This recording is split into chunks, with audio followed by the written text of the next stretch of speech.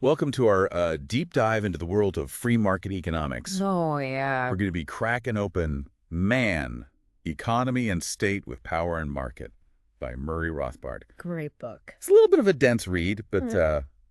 I think the insights are worth it. Yeah, definitely. Especially if you're looking to really get a solid grasp on, how prices and production and markets really work Yeah, it's in a free market system. it's interesting because Rothbard doesn't just dive into the complex models or anything. Right. He actually starts by looking at the very core of economics, which is human action.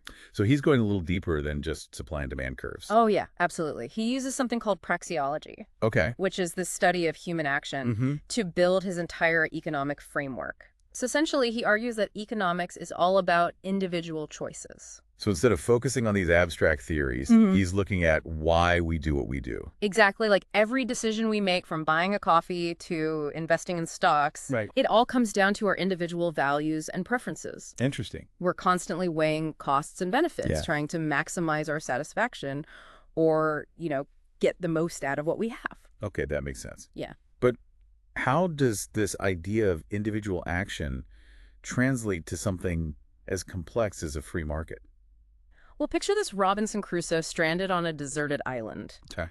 Even in isolation, he still has to make economic decisions. Right. Does he spend his time gathering coconuts or building a shelter? Hmm. Each choice has an opportunity cost. Oh, so even without a marketplace, there's still an economic logic to his actions. Precisely. And that same logic applies when Crusoe encounters another person on the island. Go on. If they both see a benefit in exchanging goods or services, bam, you have a market. So it's all about voluntary exchange, not some top-down control. Exactly. Rothbard really emphasizes this concept of a contractual society, Okay. where interactions are based on agreements, not coercion. Hmm. And this leads to a very common misconception about free markets. The idea that someone could just claim ownership over something like air. Right, the whole owning the air argument. Exactly. Which doesn't really hold up, does it? Not at all in a free market. Mm. Only scarce goods become property. Right. Think about it. Yeah. No one's going to claim ownership of something that's abundant, like air, because there's no need. Right. Scarcity drives the need for ownership and exchange. That's a really important point. Yeah. So we've got these individual actors engaging in voluntary exchange.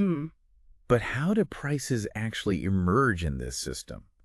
Who decides what's worth what? This is where the fascinating dance of supply and demand comes in. Okay. Prices aren't set by some central authority. Right. They arise organically from the interactions of buyers and sellers. Oh, Imagine a bustling farmer's market okay.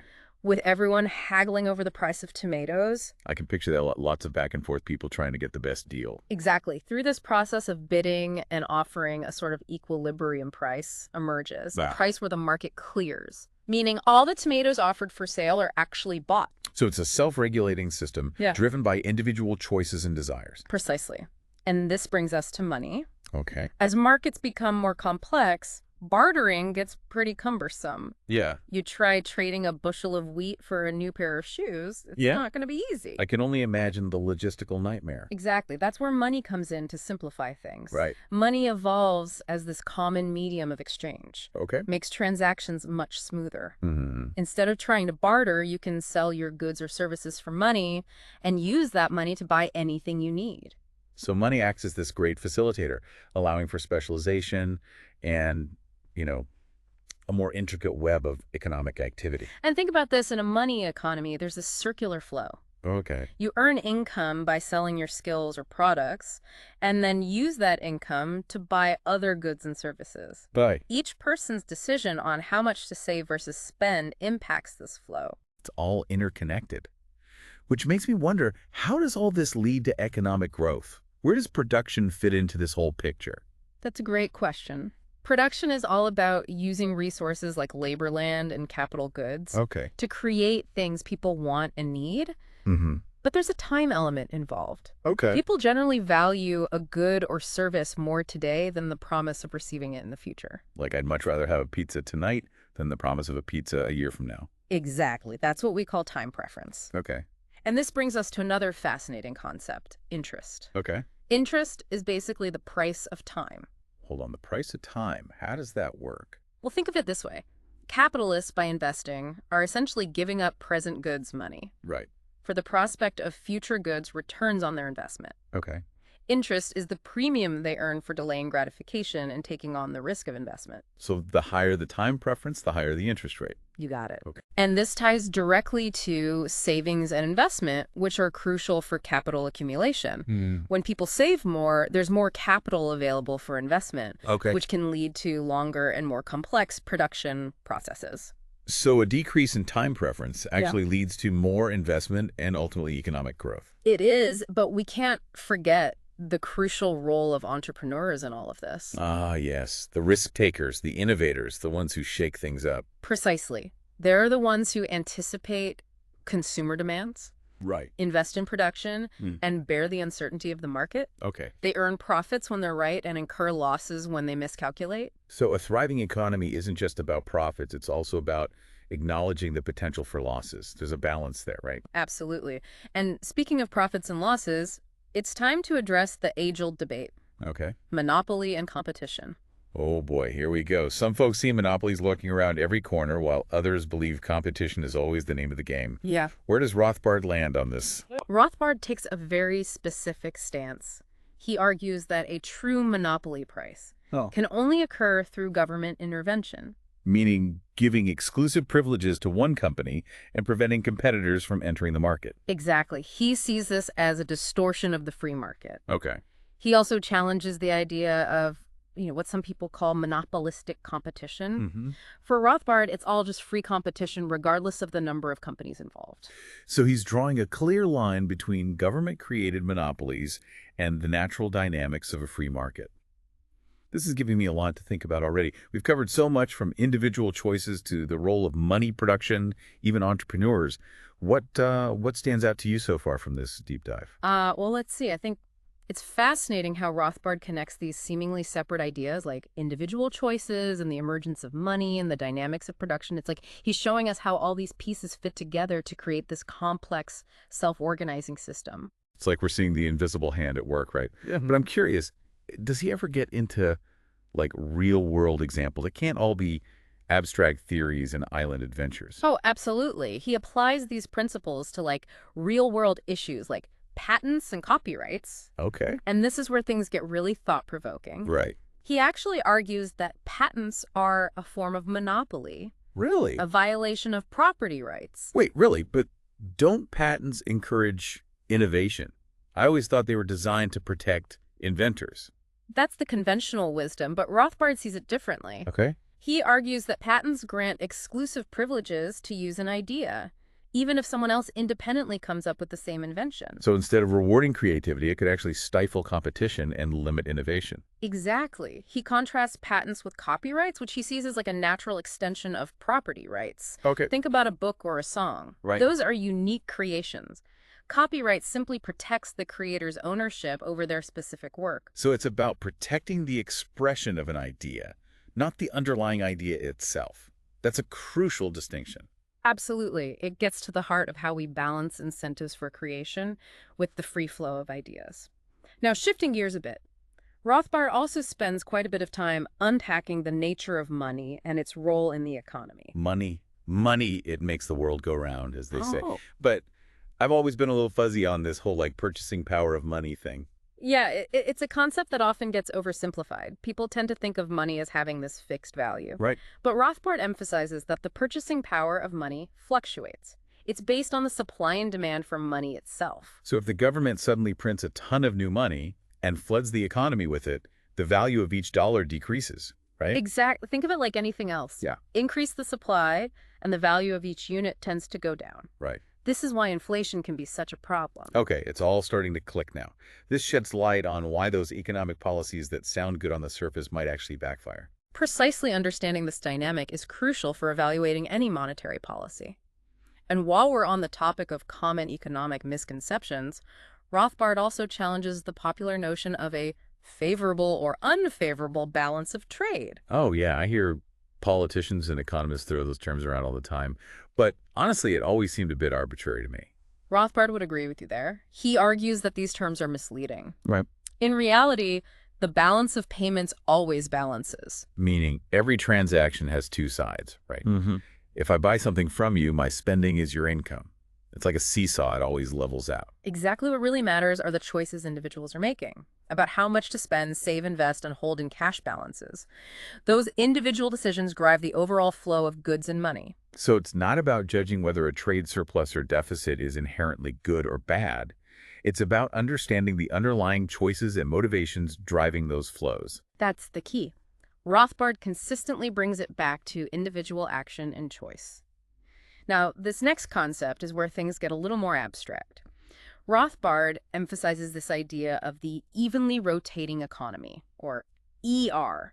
It sounds a bit like an economist's fantasy world, to be honest. The ERE? What in the world is that? Think of it as a hypothetical economy where everything is perfectly predictable, no uncertainty, no changes in consumer demand, no new inventions or technologies. So basically the economic equivalent of Groundhog Day, everything just repeats in a predictable cycle. You got in the ERE that there are no profits or losses. Yeah. Because entrepreneurs would perfectly anticipate the future. Yeah. It's a world of static equilibrium where nothing really changes. But let's be real, that's not how the world works, right? We live in a world of constant change and uncertainty. Exactly. But here's why the ERE is such a valuable tool. It allows us to isolate the effects of change. By comparing the real world with all its complexities to this hypothetical benchmark, we can better understand how markets truly function. It's like a scientific control group. By comparing the control to the real experiment, you can see what's truly unique about the experiment. That's a great analogy, and Rothbard uses this ERE concept to really dig into the role of the entrepreneur. Ah, yes, the entrepreneur, the driving force of a market economy.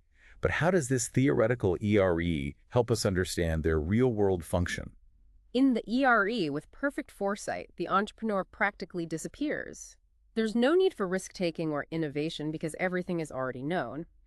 But in the messy, unpredictable real world, that's where the entrepreneur truly shines. They're the ones who spot opportunities amidst the chaos, invest in new ideas, and drive the economy forward, often in ways that no one could have predicted. And they're rewarded with profits if their judgment is sound, but face losses if they miscalculate.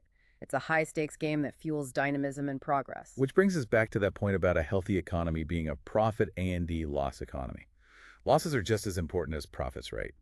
They act as a signal that resources might be misallocated and that it's time to adjust course. Precisely, it's this constant process of trial and error, driven by profit-seeking entrepreneurs who are constantly scanning the horizon for new opportunities. So it's not about achieving some perfect state of equilibrium, but embracing the dynamic, ever-changing nature of the market. This is giving me a whole new perspective.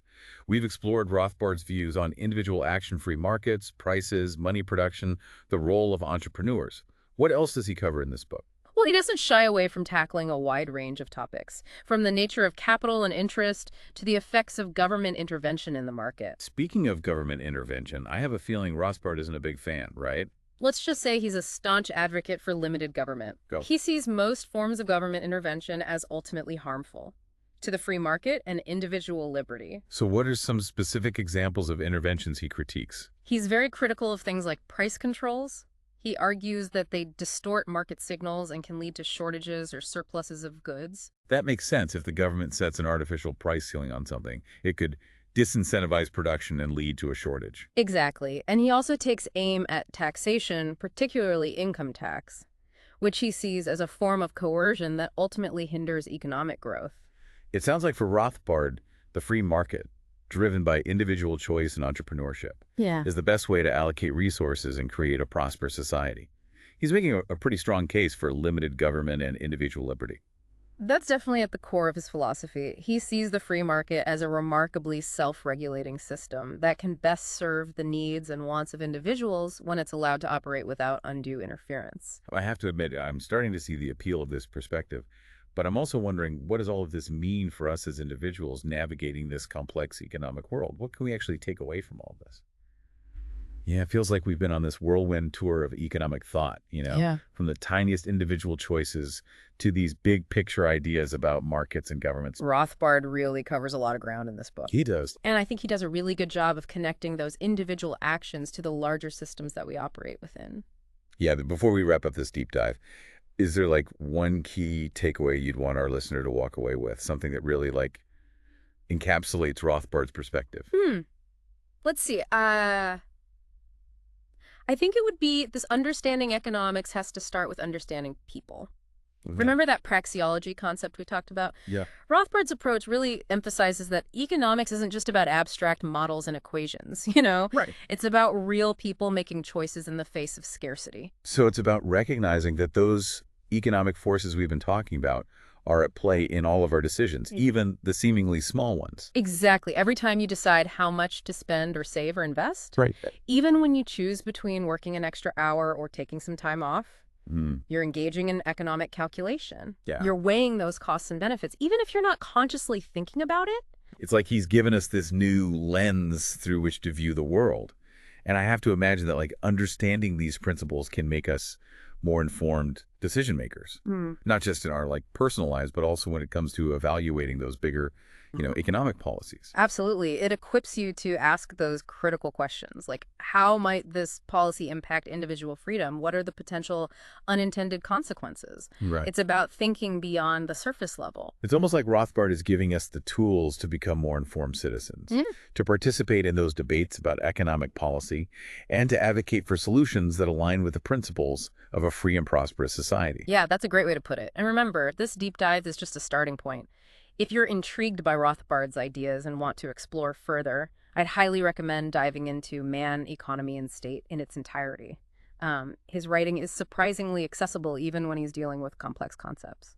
And for a listener who maybe wants a bit more of a guided tour through these ideas, there are some fantastic resources available online, like organizations like the Mises Institute. They offer tons of articles and lectures and even other podcasts that delve deeper into Austrian economics. That's a great suggestion. And don't underestimate the power of conversation. Talk to your friends, your family, your colleagues about these ideas.